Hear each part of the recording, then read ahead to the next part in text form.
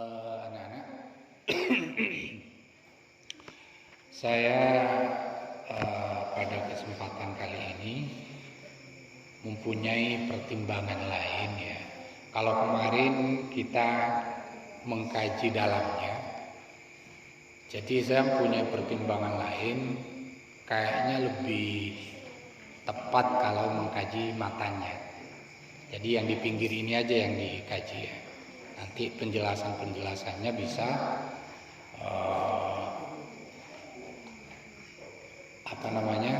bisa kondisional. Ya. Jadi kita bahas yang ini aja, kita kaji yang matanya saja. Ngerti nggak matan? Iya. Matan ya, pengkir ya. Ya. Bismillahirrahmanirrahim. Alhamdulillahirabbil alamin. Wa sallallahu ala sayyidina Muhammadin nabiyyi wa alihi at-tahirin wa sahabatihi ajma'in.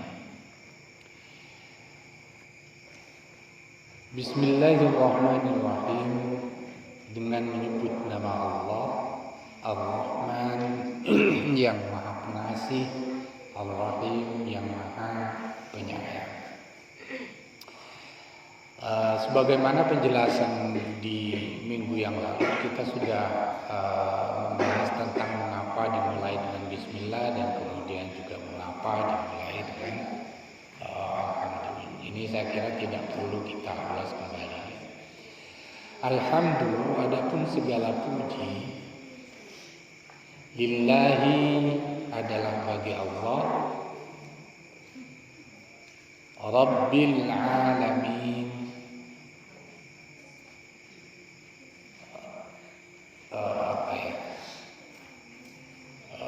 sing aratuni satria alam, bahasa materinya ya, yang merajai Tuhan segala al-alamin ini jamak dari alam. Jadi dengan penggunaan kata alamin ini menunjukkan bahwa alam yang diciptakan Tuhan itu jumlahnya banyak. Jadi kata alam ini sebenarnya menunjukkan pada sesuatu selain Allah, baik itu alam zahir ataupun alam batin. Jadi kita yang kita saksikan ini ya alam zahir, tapi di alam yang lain, alam batin itu banyak. Alam batin pun juga, alam gaib pun juga bermacam-macam ya. Ada seperti misalnya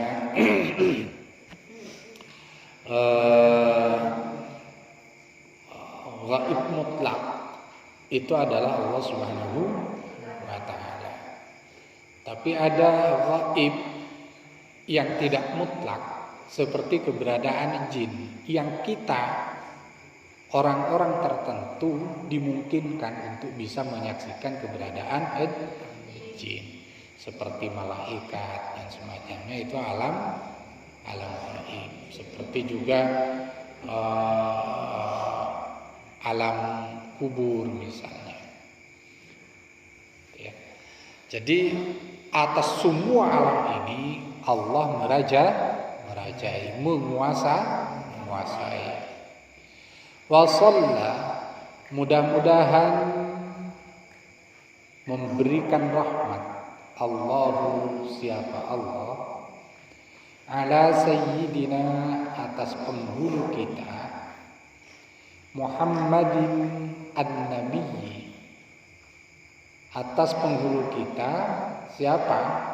Nabi Muhammad an-Nabiyyi, yang menjadi nabi. Jadi Bani Muhammad sebagai diangkatan maksudnya ya. Jadi sudah dijelaskan bahwa yang Muhammad yang dimaksudkan di sini adalah Muhammad an-Nabi. Nabi yang diangkat oleh Allah sebagai Nabi. Wa alihi dan keluarganya Nabi, at-tahirina yang suci, wa sahabatihi dan para sahabatnya Nabi, ajma'ina seluruhnya. Saya ulangi lagi.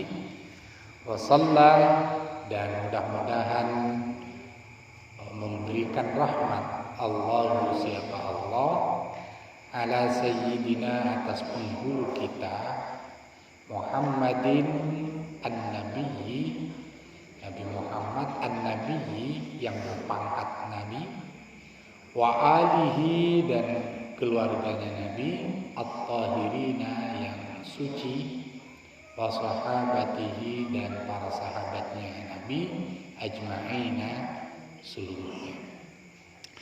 Ini penting untuk saya jelaskan ya. Pengantar kitab ini sebenarnya menunjukkan tentang keyakinan atau akhlak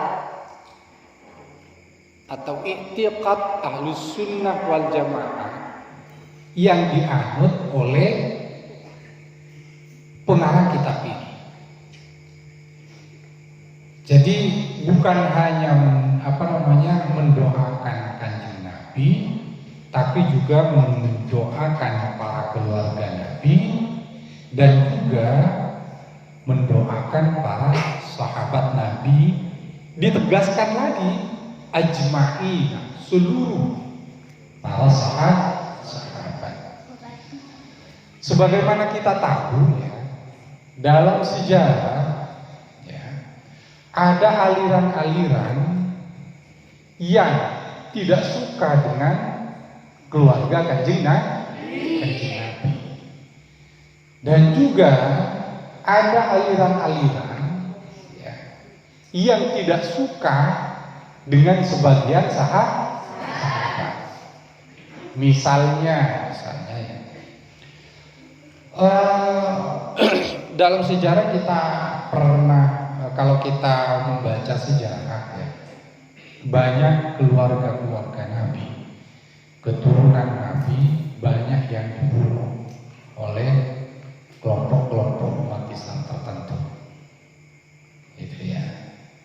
Dan juga banyak sahabat yang dikafirkan oleh kaum Khawarij. Lah, bagi kaum Ahlus Sunnah wal Jamaah ini semua sahabat Nabi itu harus dihormati dan dicintai.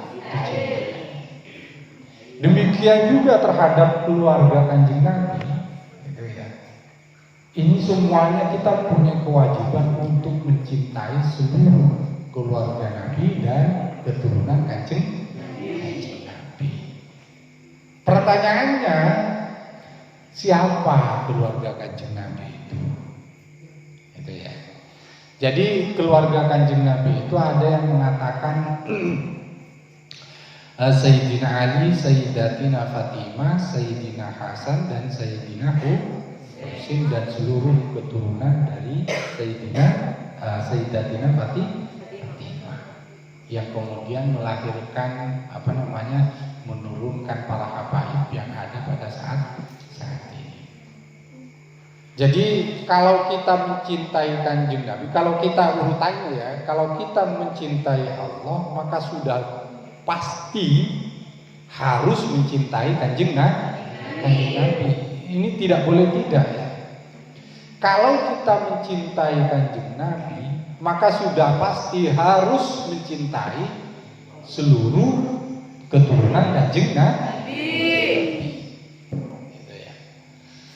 Lah kalau misalnya sekarang kita temui di masyarakat misalnya ya, banyak dari Ahlul Bait atau dzurriyyah Kanjeng Nabi yang kemudian sedikit menyimpang dari pemahaman kita tetap diwajibkan menghormati seluruh keturunan Kanjeng Nabi. Walaupun cara mencintai kita terhadap seluruh keturunan Kanjeng Nabi itu, pertama kalau kita mampu kita mengingatkan. Kalau kita tidak mampu, kita tetap menghormati walaupun tidak harus mengikuti. Jadi berlimpah. Misalnya karena semuanya keturunan Nabi, kemudian di tengah masyarakat kita menyaksikan banyak hal yang tidak sesuai dengan pemahaman kita, kemudian kita akan mengikuti. Tidak, jangan seperti itu ya. Kita boleh mencintai, ya, tetap menghormati, ya, walaupun misalnya alhamdulillah fasik misalnya, kita tetap menghormati, cium tangannya. Karena apa? Dalam darah keturunan Nabi, dalam darah mereka mengalir darah Kanjeng Nabi Muhammad Sallallahu Alaihi Wasallam. Jadi kita menghormati keturunan Nabi pada hakikatnya adalah menghormati Kanjeng Nabi. Tentang sahabat misalnya, nanti kalian akan belajar tentang sejarah. Pada masa pemerintahan Sayyidina Utsman, kita tahu Sayyidina Utsman itu mati terbunuh. Demikian juga Sayyidina Ali juga mati terbunuh.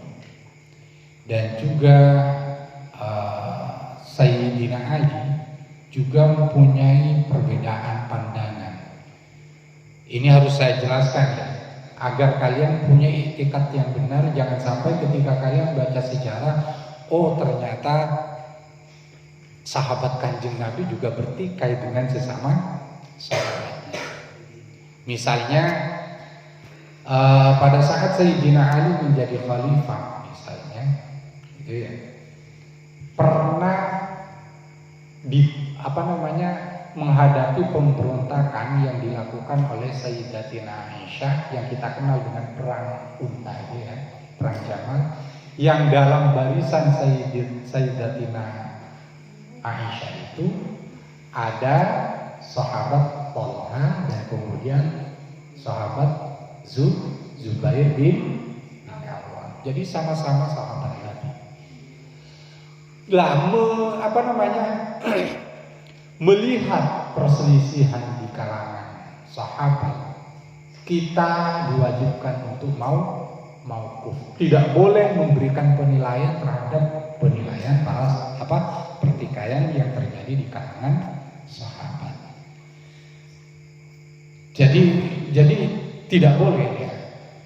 Kita tetap mengembalikan penilaian itu kepada Allah Subhanahu, dikembalikan kepada Allah Subhanahu wa Ta'ala. Jadi jangan sampai ada dalam diri kita, Sayyidina Muawiyah itu kejam, orang ajar, alhamdulillah ya.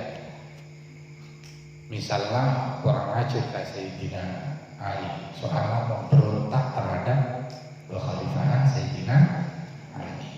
Demikian juga dengan sahabat-sahabat yang lain. Nah, kita sebagai ahli sunnah sekali lagi, kita tetap menghormati Sayyidina Muawiyah, kita tetap juga menghormati Sayyidina Ali. Jadi kita anggap mereka melakukan tindakan politik itu sebagai sebuah ijtihad politiknya para sahabat. Ini penting ya, penting. Jangan sampai kalian mempunyai pemahaman sebagaimana pemahaman Syiah. Jadi Syiah itu hanya cinta terhadap ahlul bait saja, sementara sahabat-sahabat yang lain dicaci maki. Sayyidina katanya golongan Syiah, Abu Bakar itu kurang ajar katanya. Kemudian juga Muawiyah juga seperti itu dan lain-lain itu. Jadi menurut Syiah itu yang paling benar itu hanya Sayyidina Ali, sementara Sayyidina Abu Bakar, Sayyidina Umar dan itu dinafikan dalam tidak dihormati oleh aliran Syiah. Lah kita tidak boleh seperti itu. Sekali lagi kita tidak boleh seperti itu. Semua sahabat wajib dihormati dan dicintai. Itu ya. Kita lanjut kembali. Qala al-Qadi Abu Syuja Ahmad bin al-Husain berkata, siapa al-Qadi yang menjadi hakim, yang menjadi mahkamah, menjadi qadi, menjadi hakim, Abu Syuja, jadi Ahmad bin al-Husain. Jadi ini panggilan masyhurnya pengarang kitab ini ya, itu adalah Abu Syuja Ahmad bin al-Husain. Nama aslinya itu adalah Ahmad bin al-Husain Ibni Ahmad al-Asfahani bin Ahmad al-Asfahani radhiyallahu taala anhu. Mudah-mudahan Allah ridha, mudah-mudahan ridha Allah siapa Allah anhu kepada Ahmad bin al-Husain, atau dengan yang kita kenal dengan Abu Syuja. Jadi kalau yang mengarang ini, yang mensyarahi kitab takrib ini ya, atau Ghayatul Ikhtisar ini ya, jadi kitab ini ada dua nama. Pertama dinamai kitab takrib, ada yang menamai Ghayatul Ikhtisar. Jadi yang mengarang Ghayatul Ikhtisar ini adalah yang menulis adalah Imam Abu Syuja Ahmad bin al-Husain.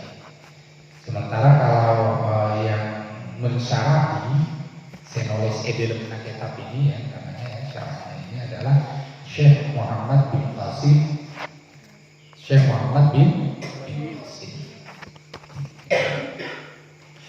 Oke, kita lanjut. Sa'alani, meminta ni kepadaku, ba'dul asdiqai, siapa sebagian para sahabat atau teman-temannya Abu Syuja ya. Ini saya jelaskan ya, asdiqa ini dalam tradisi Arab ini ya, teman ini mungkin bisa jadi adalah murid ya, bisa jadi temannya, atau memang benar-benar sahabatnya. Jadi bisa jadi yang meminta Abu Syuja untuk menulis kitab ini ya, adalah murid-muridnya. Jadi pengertian dari makna asdiqah ini ya, bisa jadi temannya, sesama ulamanya, bisa jadi adalah muridnya. Mengapa menyebut murid dengan kata asdiqah? Ini sebagai bentuk penghormatan. Sama dengan para sahabat Nabi itu. Para sahabat Nabi itu tidak dipanggil murid ya, tapi dipanggil sebagai sahabat ya, sebagai penghormatan terhadap sahabat. Padahal mereka semuanya statusnya adalah muridnya Kanjeng Nabi, karena semuanya tidak ada yang tidak belajar pada Kanjeng Nabi. Jadi mungkin yang dimaksudkan ini dalam kitab ini, yang meminta Abu Syuja untuk menulis kitab ini bisa jadi adalah muridnya Syekh Abu Syuja. Hafizahullah ta'ala. Mudah-mudahan mereka asdiqah hafizahumullah, mudah-mudahan menjaga, memelihara kepada asdiqah itu ya. Allahu, siapa Allah Ta'ala yang maha tinggi. Meminta apa? Ya, an-a'mala mukhtasaran fil fiqhi, untuk membuat ringkasan, an-a'mala, untuk membuat mukhtasaran fil fiqhi, ringkasan dalam kitab fikih, ala madhabil Imam Syafi'i, ala madhabil Imam Syafi'i, menurut atau dalam perspektif madhab Imam Syafi'i rahmatullahi ta'ala alaihi. Mudah-mudahan Allah memberikan rahmat alaihi kepada Imam Syafi'i. Lalu bukan dibalik riwayat wahu, dan mudah-mudahan Allah memberikan ridha kepada Imam Syafi'i.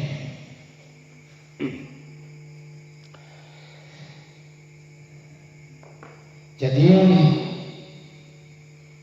penulisan kitab ini ya, sekali lagi ini atas dasar permintaan asdiqah.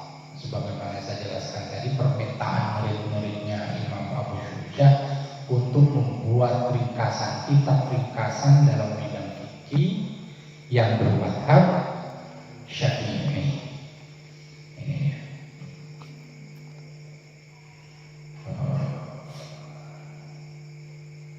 An-a'mala mukhtasaran fil fikhi ala madhab Imam Syafi'i fi ghayatil ikhtisari wa nihayatil ijazi. Fi ghayatil ikhtisari, dalam bentuk ghayat itu artinya puncak ya, dalam bentuk puncak ringkasan.